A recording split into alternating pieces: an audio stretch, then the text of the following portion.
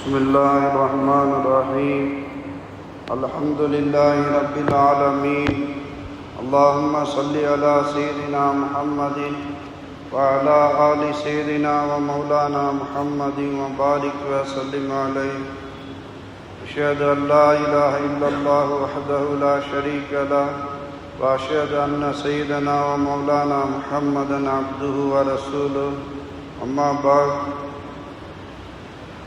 فقد قال الله تعالى في القرآن العظيم وفي الفرقان المجيد فأعوذ بالله من الشيطان الرجيم بسم الله الرحمن الرحيم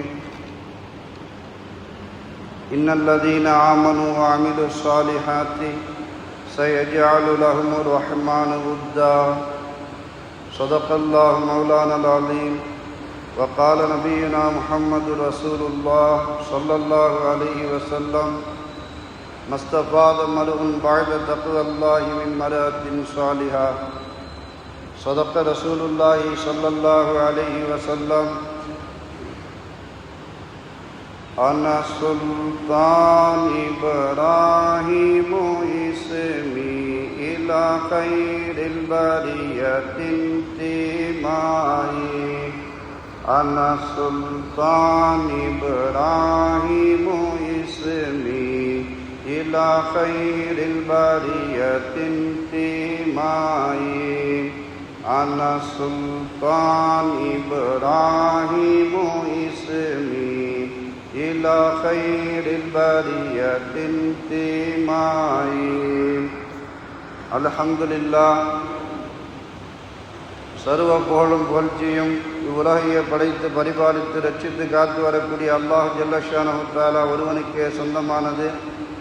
ஸலாத் என்னும் கருணையும் சலாம் என்னும் ஈடேற்றமும் ஈருலக சர்தார் அகிலத்தின் அருட்படை அன்னலம் பெருமானார் ரசூலே கரீம் ஸல்லல்லாஹு அலைஹி வஸல்லம் அவர்கள் மீதும் நாயகத்தை பின்பற்றி வாழ்ந்த சத்திய சஹாபாக்கள், தாபீன்கள், தபா தாபீன்கள், நாதாக்கள், ஷுஹதாக்கள், நல்லவர்கள் மற்றும் இங்கே குழுமி இருக்கக்கூடிய நம்மவர்கள் அனைவர்கள் மீதும் இனிமேல் வர இருக்கக்கூடிய அனைவர்கள் மீதும் அல்லாஹு ஜல்ல ஷானஹு தஆலாவின் வற்றாத கருணை ரஹ்மத் என்றென்றும் நின்று நிலவற்றுமாக ஆமீன்.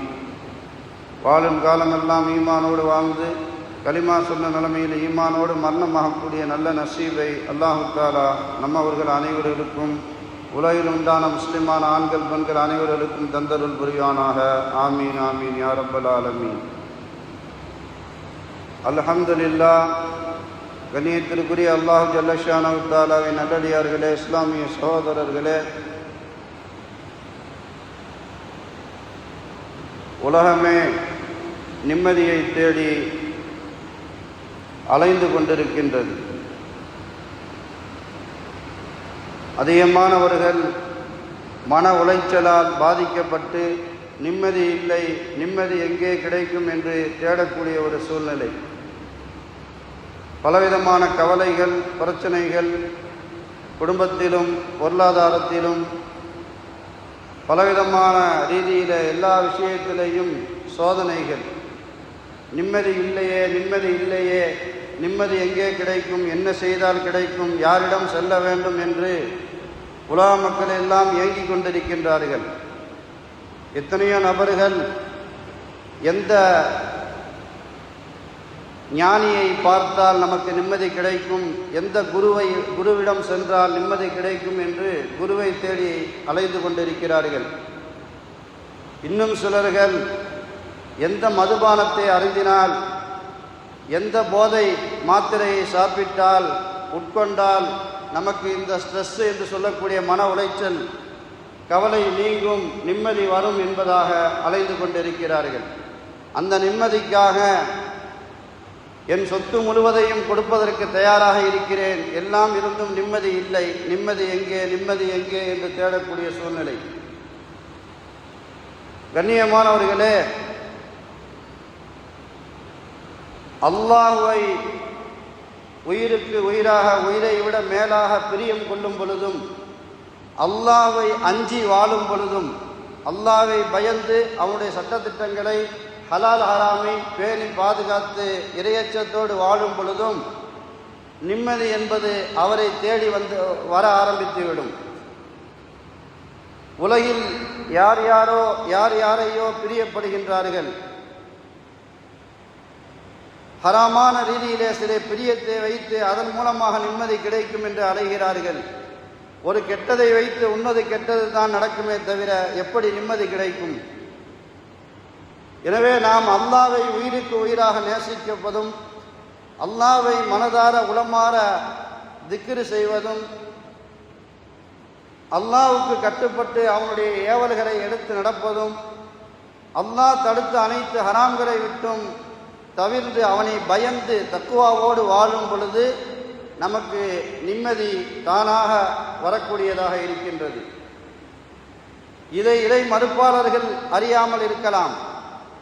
மூமின்களே அறியாமல் இருந்தால் அது எவ்வளவு கைசேதமானது.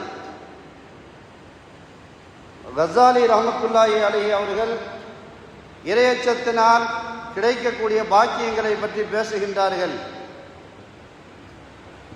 அல்லாஹ் ஒருவனை நாம் பயந்து விட்டோமே என்றால் உலகில் யாரை பார்த்தும், எந்த பிரச்சனையை பார்த்தும், எதை பார்த்தும் நாம் பயப்பட தேவையில்லை. உலகம் முழுவதும் நம்மை கண்டு அஞ்சக்கூடிய சூழ்நிலையில் அல்லாஹ் ஆக்கி விடுவான். அல்லாஹ் ஒருவனை பயப்படாமல், ஹலால் ஹராமை பேணாமல் வாழ்ந்து கொண்டு உலகில் எத்தனை நபர்களை கைக்குள் போட்டாலும் அல்லாஹ்வை பயப்படாமல் வாழ்ந்து உலகில் உள்ள எல்லா நபர்களை பயந்து அடிமையாக வாழ்ந்தாலும் நிம்மதி கிடைக்காது. ஒரே ஒருவனை பயப்பட வேண்டும், அஞ்ச வேண்டும். அதற்கு பேர் தான் இறையச்சம், தக்குவா என்று சொல்லப்படும். அல்லாஹ்வை பயந்து வாழக்கூடிய அந்த இறையச்சம் ஒருவரிடத்திலே வந்துவிட்டால் அல்லாஹ் அவரை பொறுப்பேற்றுக் கொள்வான். அல்லாஹ் அவரை வேறு யாரின் பக்கமும் தேவையாகக்கூடிய சூழ்நிலையில் ஆக்கிவிட மாட்டான்.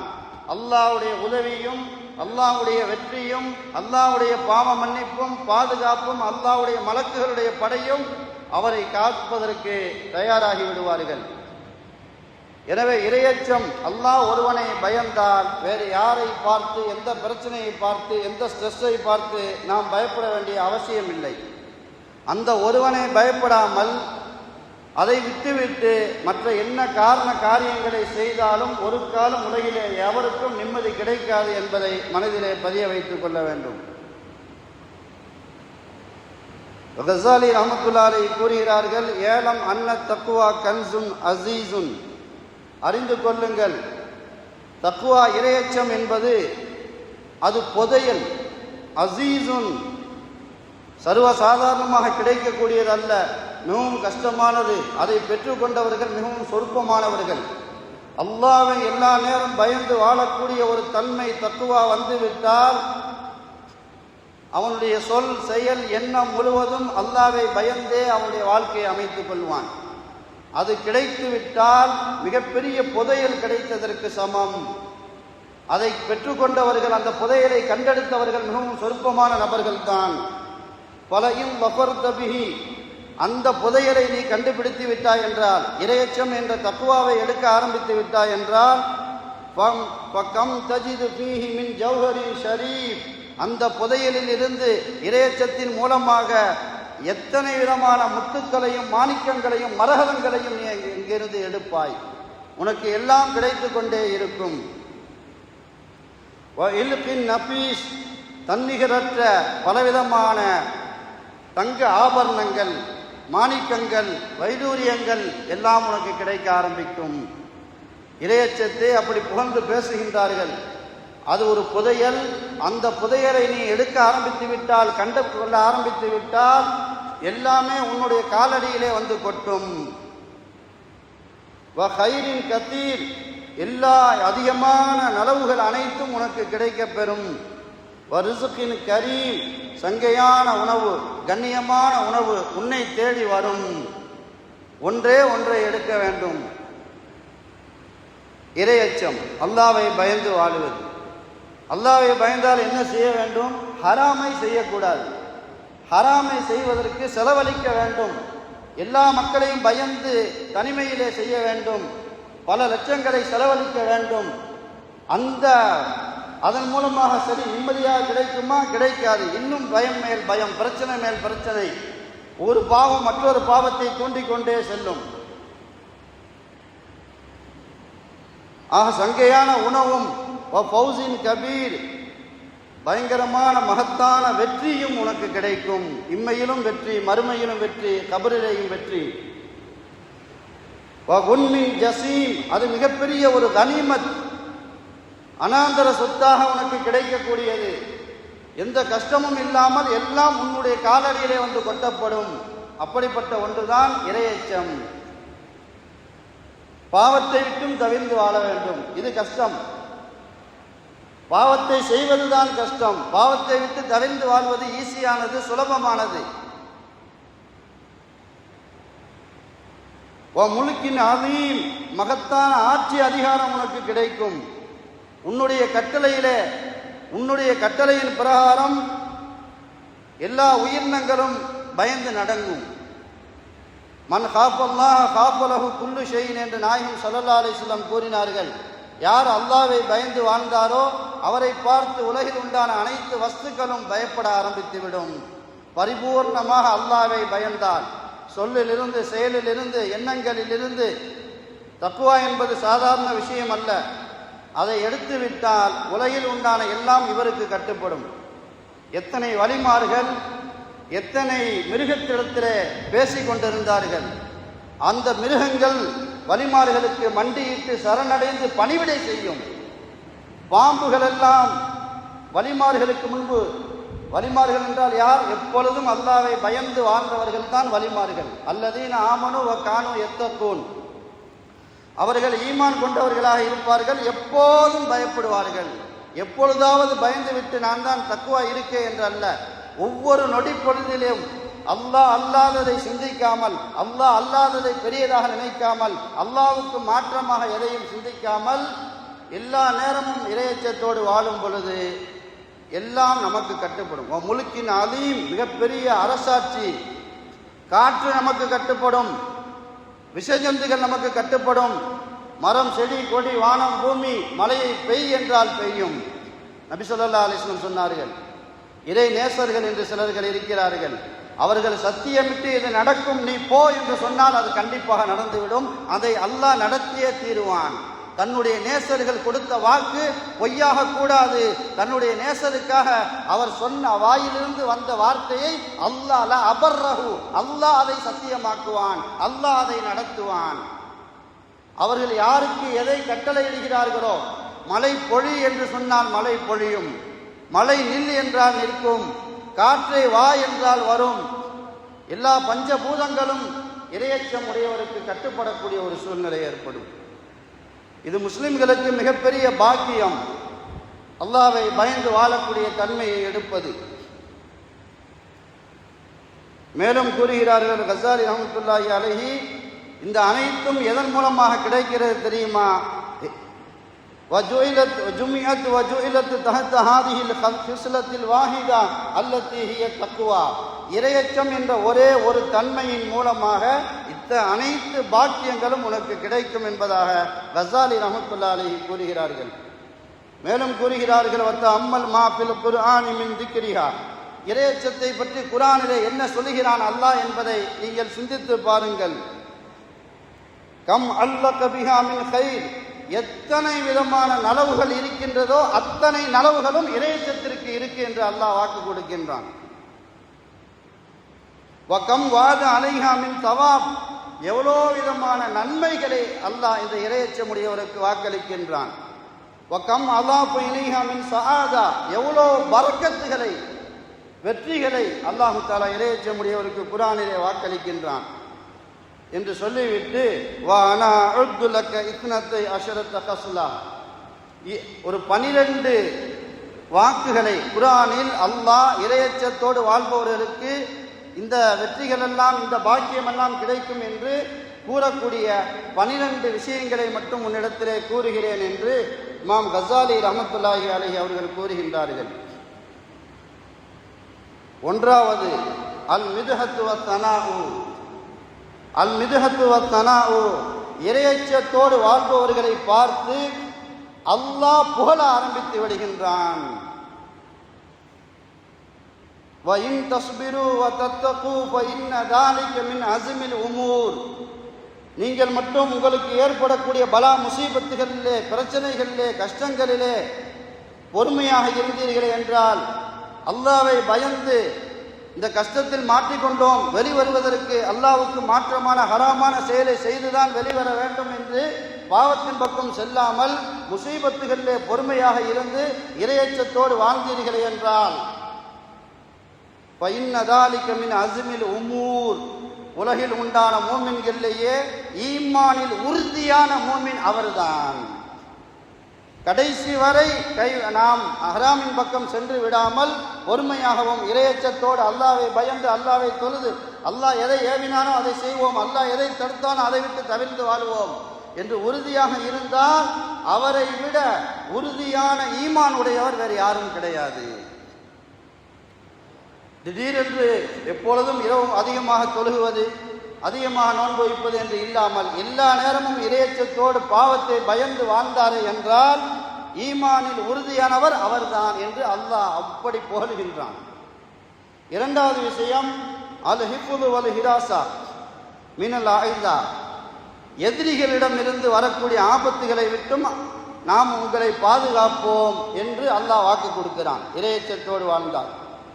வயின் தஸ்பிரு, எதிரிகள் உங்களுக்கு நோவினை கொடுப்பார்கள், அதில் நீங்கள் பொறுமையாக இருக்க வேண்டும்.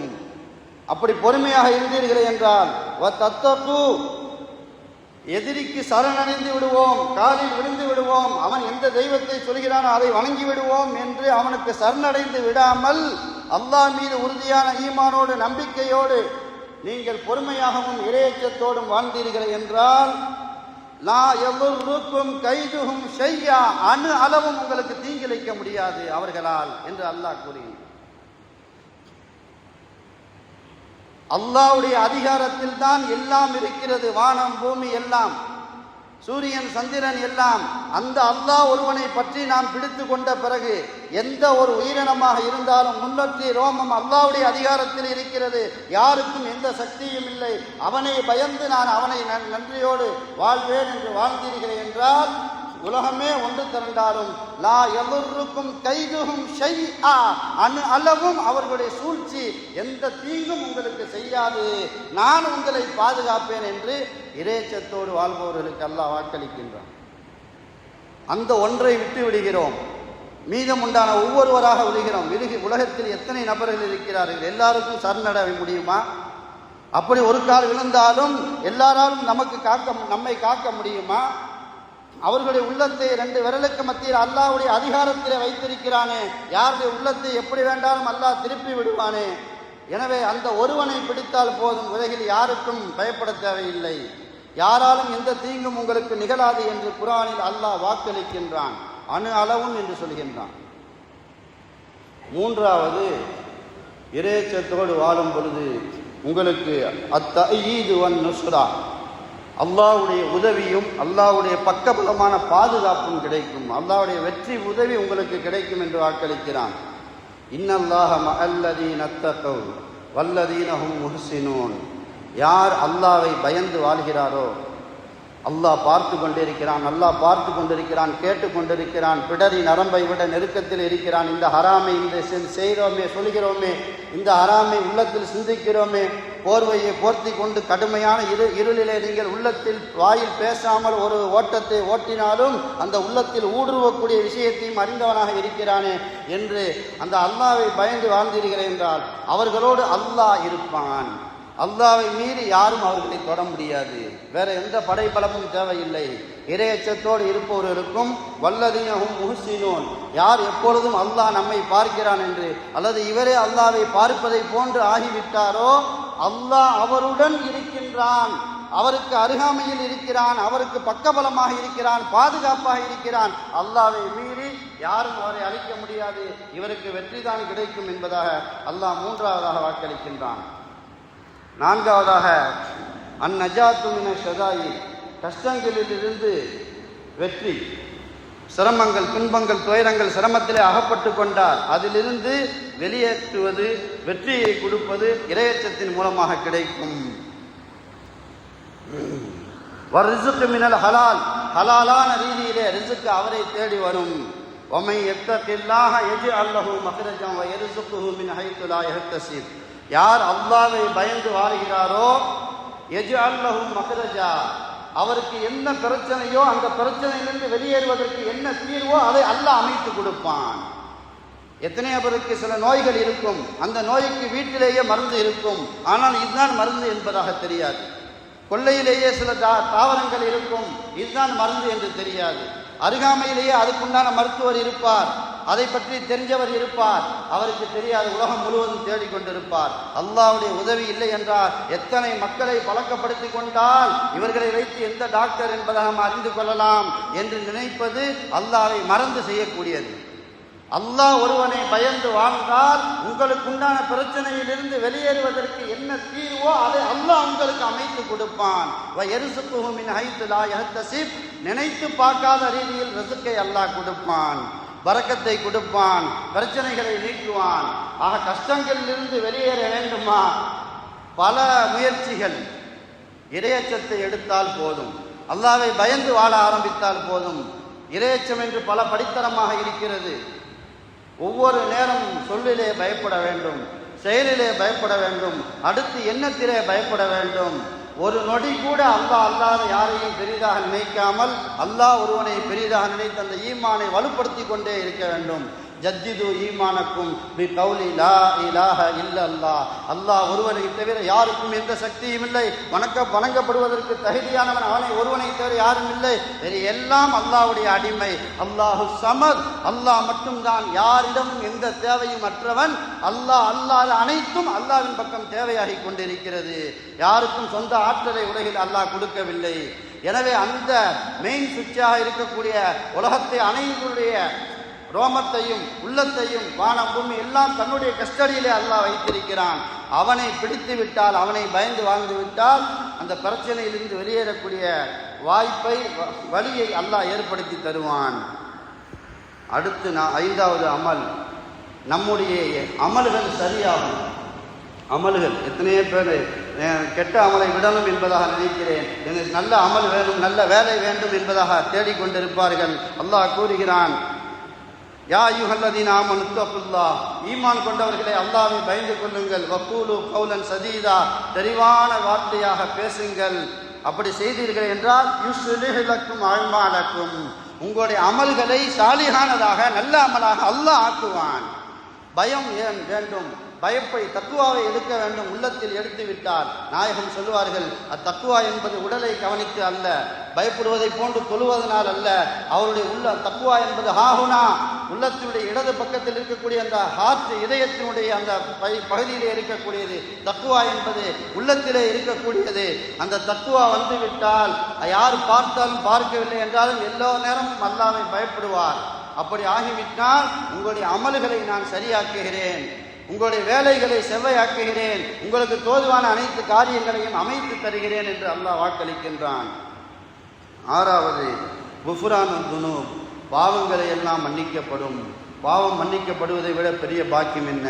இறையச்சத்தோடு இனிமேல் பாவம் செய்யாமல் ஒவ்வொரு நொடியும் பயந்து வாழ்ந்தால் இதற்கு முன்பு செய்த அனைத்து பாவத்தையும் யக்ஃபிருலக்கும் துனூபக்கும், உங்களுடைய பாவங்களை மறைத்து மன்னித்து விடுகிறேன், யாரிடமும் வெளிப்படுத்தாமல் மறைத்து மன்னித்து விடுகிறேன். இதற்கு பிறகு திருந்தி வாழுங்கள், இதுவரை சென்றது செல்லட்டும் என்பதாக அல்லாஹ் வாக்களிக்கிறான். ஏழாவது, முஹப்பத்துல்லா, அல்லாஹ் அவரை பிரியப்பட ஆரம்பித்து விடுகிறான். இன்னல்லாஹ யுஹிப்புல் முத்தகீன், இறையச்சமுடையவர்களை அல்லாஹ் நேசிக்க ஆரம்பித்து விடான், நண்பராக ஆக்கிக் கொள்கிறான். இறை நேசர்களாக இருப்பவர்கள் எல்லாம் இறையச்சமுடையவர்கள். இறையச்சம் இல்லாமல் ஒருவன் என்ன அற்புதத்தை காட்டினாலும் அவன் வலியுல்லா கிடையாது. வலியுல்லா என்றால், இறை நேசன் என்றால் எல்லா நேரமும் அல்லாஹ்வை பயப்படுவார். காசுக்காகவோ பணத்துக்காகவோ பெண்ணுக்காகவோ பேருக்காகவோ புகழுக்காகவோ உலகத்திற்காக எதற்கும் எதையும் செய்ய மாட்டார். அல்லாஹ் ஒருவனுக்காக இருப்பார். அடுத்து எட்டாவது அல்லாஹ் கூறுகிறான் கபூல், அல்லாஹ் அனைத்தையும் ஏற்றுக்கொள்வான். இன்னமா எத்த கப்பலுல்லாஹ் மினல் முத்தகீன், அல்லாஹ்